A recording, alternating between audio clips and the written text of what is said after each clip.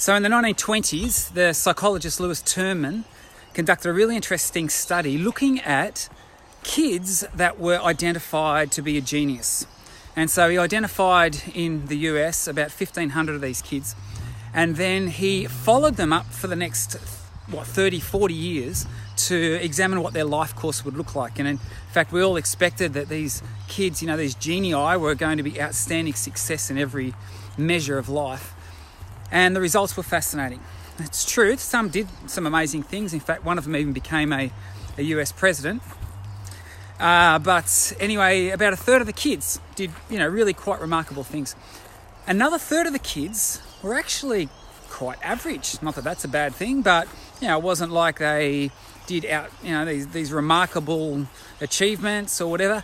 And then another third of the kids, get this, were actually quite dysfunctional and their life course didn't go well for them at all. And he made this statement. He said that, after examining all this and all the data, there seems to be a very poor correlation between intellect and achievement. So, if that's the case, what does count for life success? Well, in the 1990s, Daniel Goleman wrote a book called Emotional Intelligence, Why It Matters More Than IQ. And in that book, he asserts that your life success, right, whatever that sort of looks like, but life success is probably determined by about 20%, or 20% of it's determined by your IQ.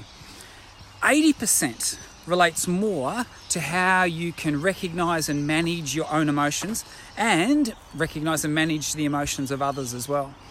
So in other words, these soft skills, these emotional aspects of life, in fact, which are core component, I might add, to well-being, these are the things that really count. And so here's my question. Why isn't this the emphasis in schools? If as schools we produce young people who have stellar grades, outstanding ATARs or whatever you want to call them, and yet we don't equip them with these skills in emotional well-being, then we've failed them. We've failed them. We certainly have not set them up to live their best and their happiest life. That's what I think.